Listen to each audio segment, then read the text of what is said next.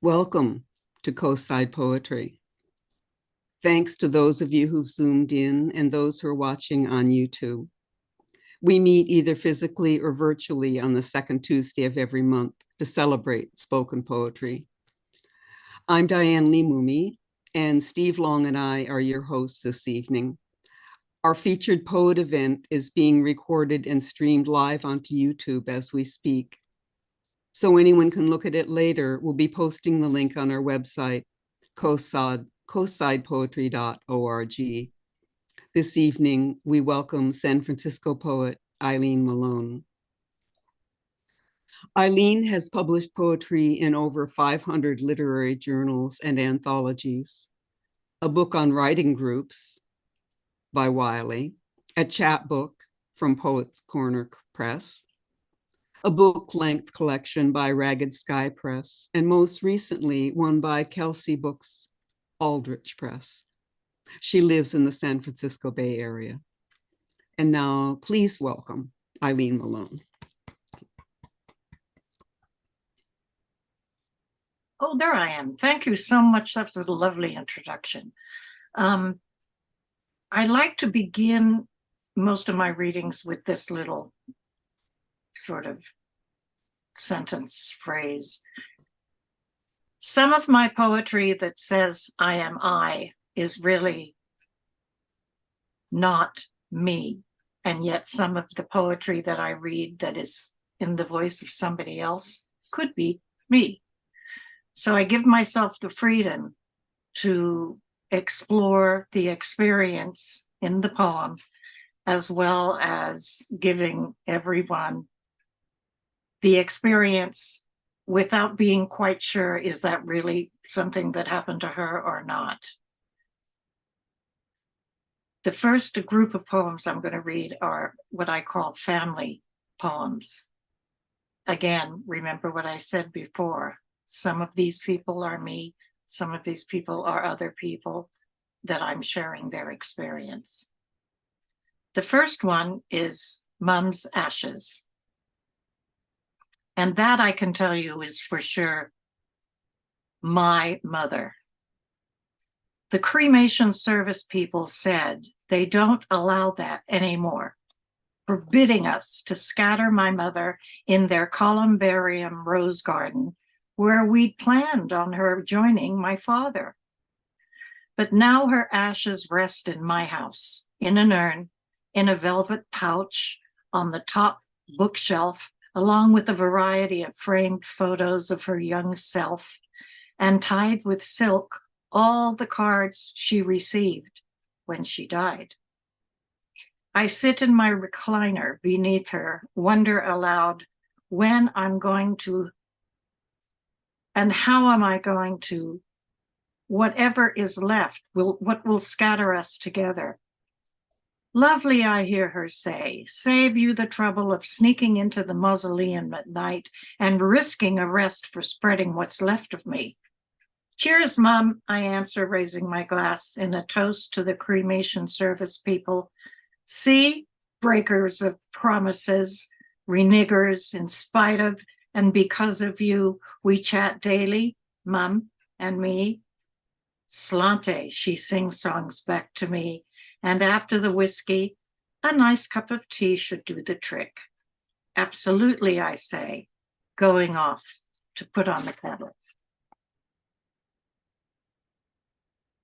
And here's Lovely Lady. Though she can no longer live alone, no matter where my mother lives now, she will always be alone, pouring late afternoon into Aunt Mary's heirloom porcelain cups to be taken poshly with 1 milk, 2 sugars, carefully passed on hand-painted saucers of pink English roses edged with gold. In the back garden of the home for the elderly, we sit on a bench, sip water from styrofoam cups. We converse the way ladies do, chat about those fat brown birds who shout at one another, their songs drowning in heaps and heaps of peony petals. Watch a bee climb inside a fuchsia and fly back out. Talk without hurry about hollyhock and foxglove, the refined young lady I am indeed becoming. She enters this secret garden where insects and birds sleep with hands folded. Her memories, velvet butterfly heads, powder themselves with pollen gold blessings, little girl imaginings, enchanted stories. Forever lovely now in her mind, she tells me again, what a lovely young lady I am becoming. Doesn't see the aging mother of a mother, leathery jowls, crow's feet, sees only loveliness, lifts her face dreamily, languidly, and each wrinkle reforms into tiny etched flowers and stars around her happily bringing eyes. Don't worry about her brain. I don't worry about it. I cherish her soul, which turns to fairy tales and songs, and I go there into them with her. Oh, mother, I am here. You are safe. I love you. Each time I leave her there are no goodbyes. Instead, she concentrates on her cup of tea, purses lips, lowers eyelids, begins to hum a hushed and soft lullaby. Good night, sleep tight. She tucks it away for later and sips her water as though lovingly, thoughtfully, she kisses steam from freshly brewed tea.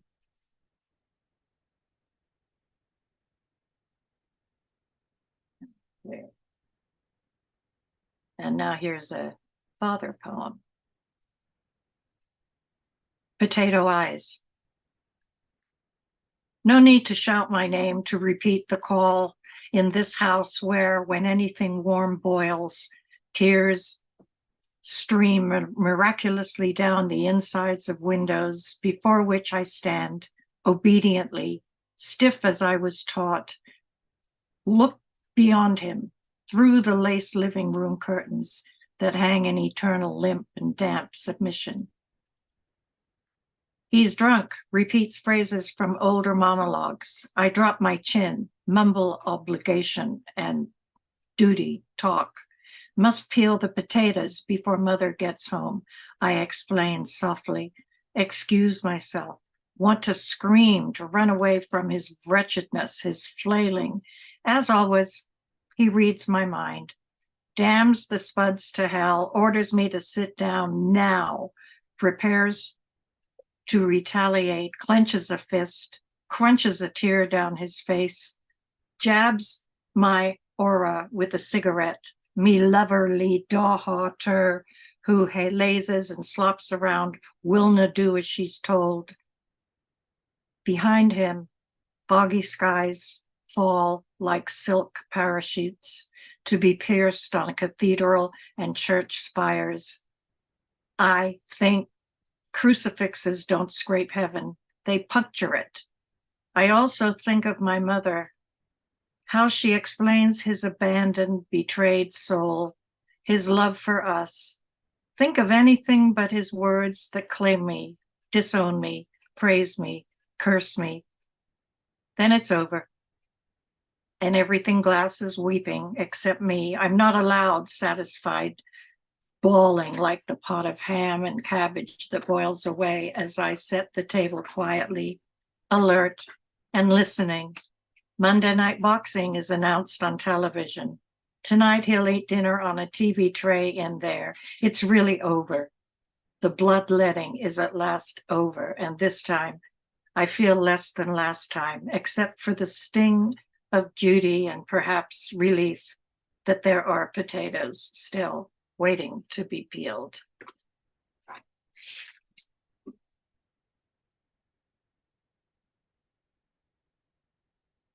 And this follows that. The corner where he died. He had a small electric heater by his feet, a round table, an uncurtained window, and a freestanding pull chain lamp in the corner where he ate ground up meat, drank his tea with tomato sandwiches, swallowed X-Lax and Alka-Seltzer, smoked filterless cigarettes with straight shots of bourbon, warm amber tonics to dull the heavy ache of shingles, emphysema, cirrhosis, cracked pelvis, suffocating spirit. Saw no doctor. Once laid on the floor all night with a broken leg, refusing ambulance, while my mother begged, pleaded, cried, even brought a bottle for him to pee into until he fell unconscious with the pain. Then they took him and he raged at her and raged at me in the hospital, never forgave us, wanted to stay forever in his corner, watch television, paste sequins and shiny bits of foil and glitter on recycled frames, and recolored with leftover house paint and colored pencils. It's been sold. The movers are gone. The interior cracks open. I study the corner where he died in my final check for anything forgotten. Seemed he wouldn't wake up for my mother. She phoned me right after she called the parish priest, who must have suspected, but gave last rites anyway. But I knew when my father let me put my arm around him and didn't flinch, didn't call me a bitch. That's how I could tell he was dead. Even before the paramedics draped his head and upper body and sent my mother to the kitchen, where she keened lowly like a living piece of world that had broken off to fall forever. The cremation men carried out the body bag feet first.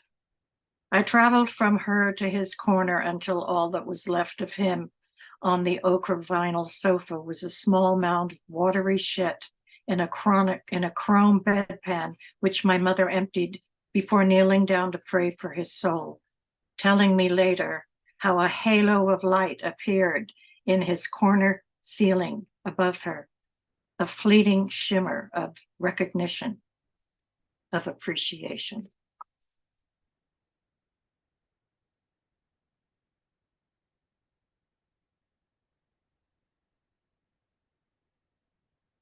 Yes, I can tell you that this is not my father's poem. This next one that I'm going to read.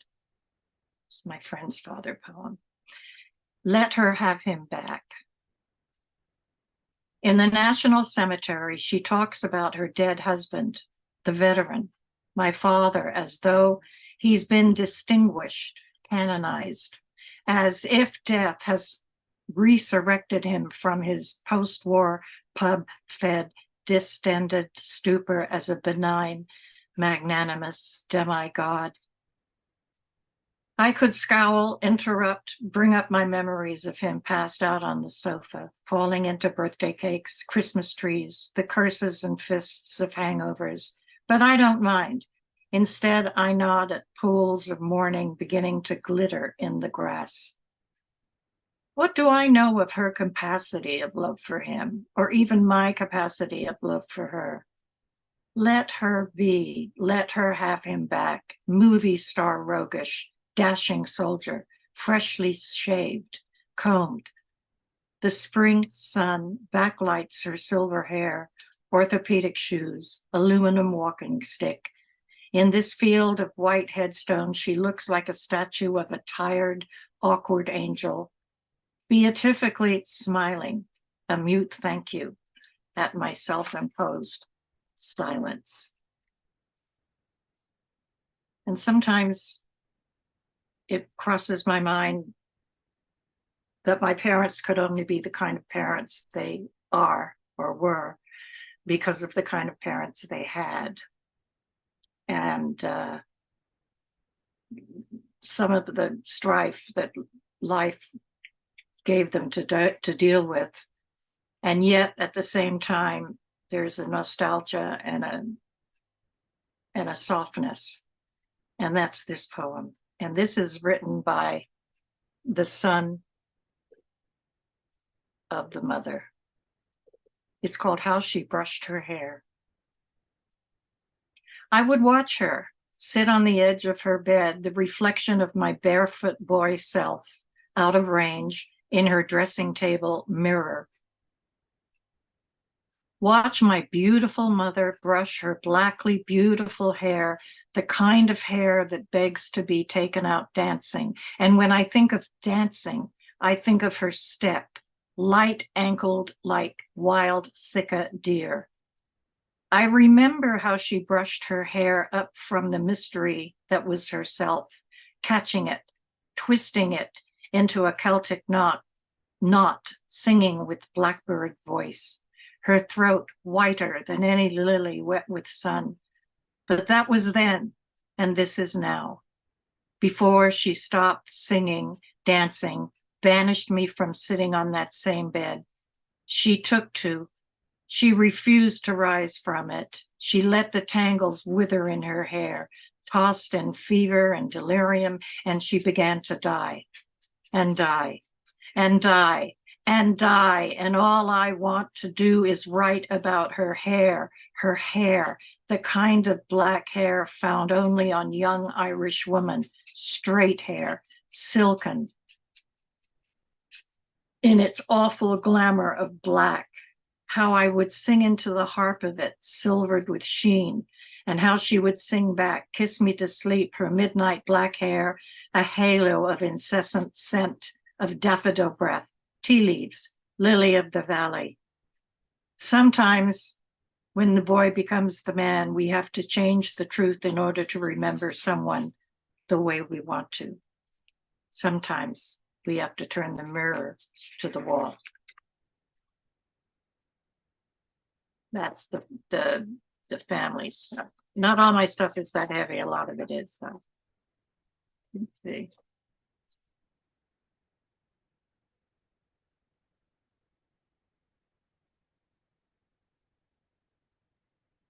This is a relationship poem. After the pilgrimage. After the ashram, where what we sought was not found, we check our boarding passes, find our dimly lit seats, slump into a non-aisle, non-window, non-wide, non-comfortable space, share the discomfort, the arm between others like us, too tired to relax.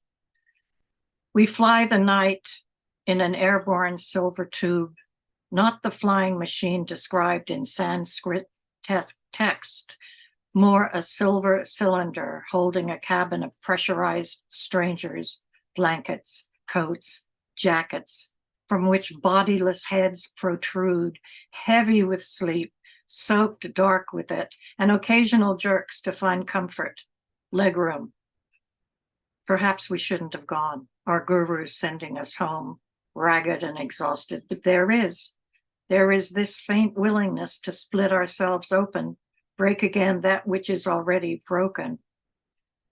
Our large, steady ship flies into the dawn, so cold in the stratosphere that the rising sun fails to melt the ice crystals on the aircraft's wings.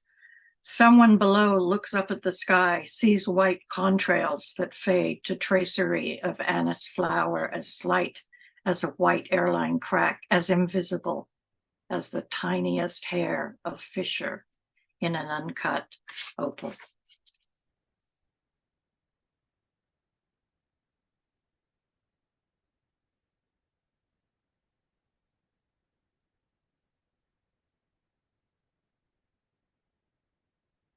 Sorry, I was better prepared before.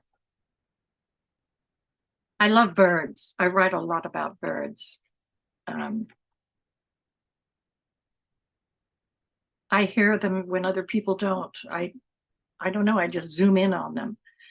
And here's a poem about that. It's called Mall Birds. In the parking lot of the shopping mall, the jammed rhythm of a car alarm turns itself off suddenly, as if shushed with a quick Michelangelo finger to the lips. It is uncanny, the unexpected interruption, the pause in sound as shoppers stop slamming car doors, turn off revving motors.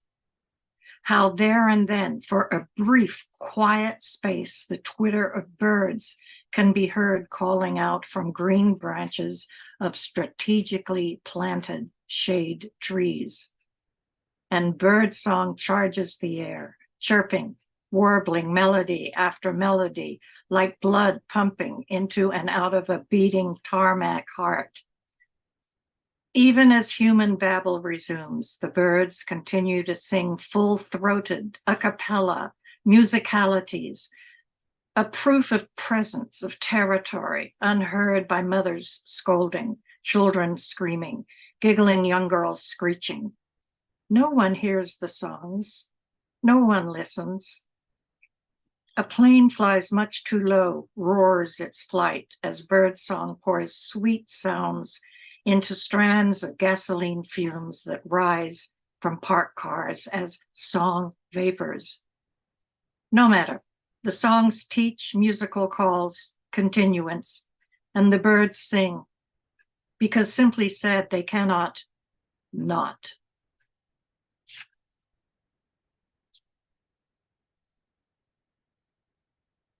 Wow, that went fast. I'm going to finish with something funny. If I can find it. Damn.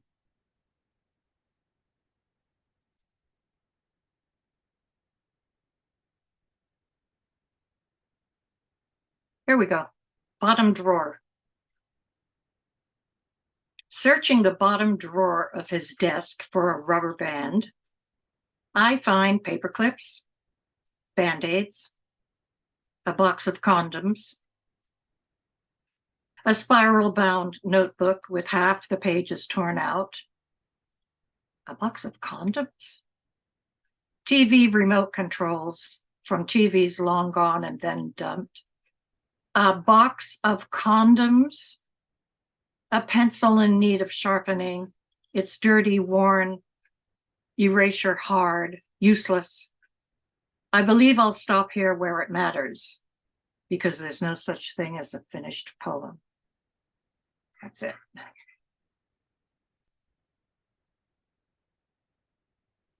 Thank you. Thank you so much. I'm going to clap out loud. Huh? Thank you. Thank you. Thank you. I'm inviting everyone to unmute and make noise, noises of appreciation. Woo-hoo! Hey. Bravo, Eileen. Very nice. Bravo! Bravo! Oh, bravo, yes. Oh, that was amazing, Eileen. The variety of your work, like not just like the poems themselves, but like the places that you go and take us with each one. Thank you. Thank you so much. Thank you. Oh. That was great. Loved it. I'm having a trouble with my throat. I don't know if you noticed. No, did not notice. Okay. I have some cough drops if you'd like them. Yeah. So do I. You pack a lot of intensity into your poetry. It really keeps everybody engaged with what you're saying to the very end. They're powerful poems. Mm-hmm. Yeah. Thank you. Mm-hmm. Yeah. Kind of brings to mind, I'm sure for all of us, those moments in our own lives and our own families and how that all played out. And it was so rich and evocative. Yeah. It was difficult and a pleasure to listen to at the same time. And I appreciate that. Thank you. Eileen, what's the name of your latest book?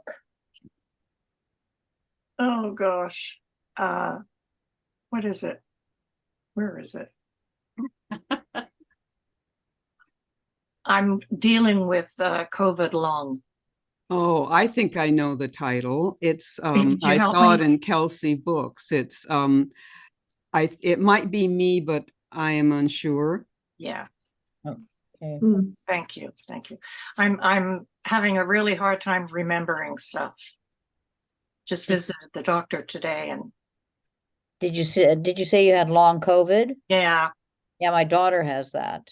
it's And lousy. it is exhausting. Yeah, it's exhausting. It's hard. It's really hard.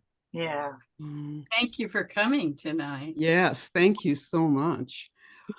I was going to ask if you had any of your links ready that you might like to put them in the chat, but maybe that's a little too much to expect. Something I have to remember. If you Google me, I'm all over the place. Okay. But don't despair, because she says it's getting better for her. Yeah. Good. I'm glad to hear that. Thank you. Yeah.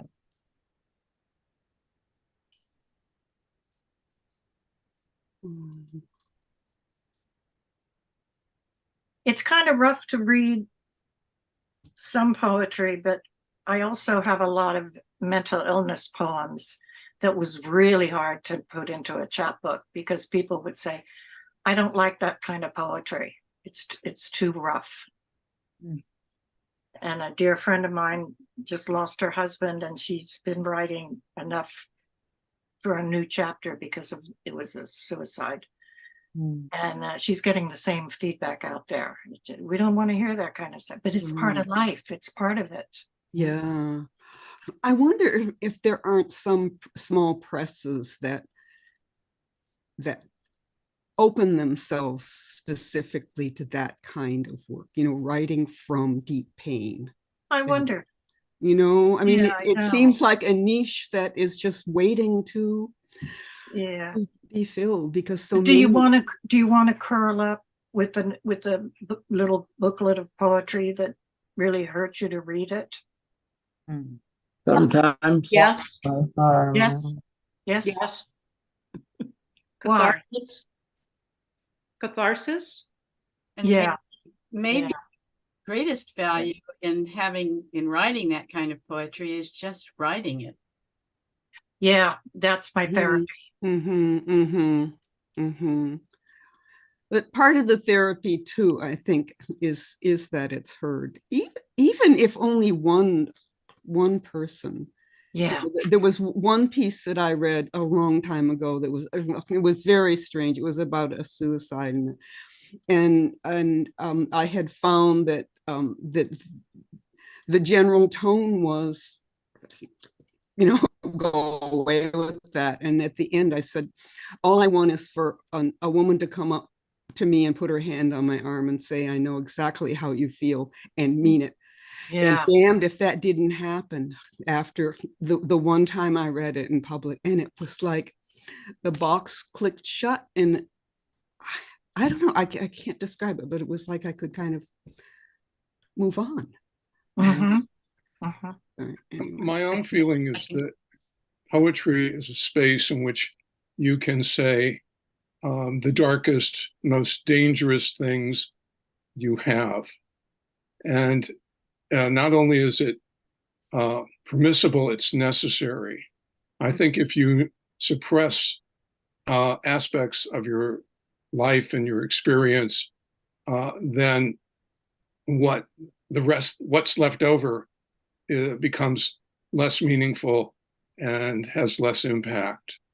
So I encourage everybody, whatever kind of writer they are, to just go for it, don't hold back. Let it all hang out, even if it's threatening to family and friends. You can always use a pseudonym, but you have to be truthful to the page and what you put on it. Lee, hi. Hello. Well said. I'm so glad to see you. Thank you for coming. Oh, you're welcome. Well, I think part of the problem is when the world gets dark, people are looking for something lighter. When we're in a time of lightness, people can handle a little more dark. And I think it's a matter of timing when it comes to actually sending it out and or sharing it. Yeah, of course, the pieces I brought for this evening are about war, which doesn't help, does it? But but the reality is that is generally how it goes. I forget the poet who said it, but the line goes, in poetry, you can leave out everything but the truth. How the story is told and who is telling it. Mm-hmm. Where's my Mhm. dog? Here he is. What? What? Hopefully I'm muted. I think Gail was talking to her pet. I've Oh had my some. God, I'm sorry, guys. Oh, that's okay, Gail. Who is it? Sorry, little Hamilton. Oh. I call it Hamakaloo. Sorry, guys. I've I had some think, good. go ahead. Oh, I was just going to say, I've had some good responses to a particular poem I wrote about my daughter's depression, and good responses, especially from other parents who are going through mental illness with their children. They seemed really grateful that someone was bringing it up into the public space, you know, because it's so often suppressed and it's so often not okay to talk about these things, but it's so widespread. Yeah. Yes. Yeah. Yes. When I read the section, the family poems that I read here tonight, one of the guys in the audience came up to me and he said, "We had the same father." I was just gonna say, Connie Post directed me to the anthology of autism. And it's quite an amazing collection of poems by parents and friends of people with autism. Yeah. So there's a unique theme. Yeah. The poems are quite moving. Mhm. And not I- always, and not particularly sad. I mean, some of them exalt in what is happiness and what joy can be brought. Mhm. I think one of the things, this is kind of speaking back to Eileen, that the dark times come to us when they come to us. And yes, we need to get them down or we need to get them out. But, you know, there is that question of sharing that in a dark time. I mean, I know people that don't want to see difficult films or don't want to, you know, have difficult discussions. And I tend to write some of that as well. In fact, the piece I have tonight, you'll have a companion tonight because I also have something related to war. So, and an explanation of why. But it's like I think we just have to deal with it on our own. And the time in the world is the time in the world. Mhm. Yeah. Dorothy, you were going to say something. I'm sure that that a number of you have probably had the experience I've had of writing about something dark or something very sad that even seemed unbearable at the time, and having people be really, really grateful to you in their manner and their looks and what they said. You spoke for them, and you spoke about something very hard and difficult, but you did that for them as well as for yourself. And that is a wonderful bond. Yes. The gift we give our world. Yeah. I just think- want to, can I add into that a little bit? I think that, you know, in times like we're in, when there's just so much from so many different directions, and it's hard to, you know, just really drench yourself in it constantly. But I think that it's important for us as writers to put it out there, because it's like people spend so much energy trying to keep a lid on the grief and the sorrow, and to read something and allow that to come up, you know, for a little while, I think releases some of the pressure. And also you can look around at your own life. What can you do about it? How can you love your own, you know, circle of family and friends more? How can you be more positive? I think that it has, you know, a reason for being in the world. And so I really appreciate hearing Eileen's work tonight. Me too. Thanks again so much, Eileen. Let's make some more noise before the recording ends. Thank you again. We'll stop recording in a moment. Those of you in the Zoom room, please stay online if you'd like to take part in the open mic. Thanks to all the YouTube listeners. Please tune in for our next regular Coastside Poetry event on Tuesday, December 12th, when we'll welcome beat poet Clive Matson. So thanks so much for joining us at Coastside Poetry and for helping to keep the lamps of poetry burning.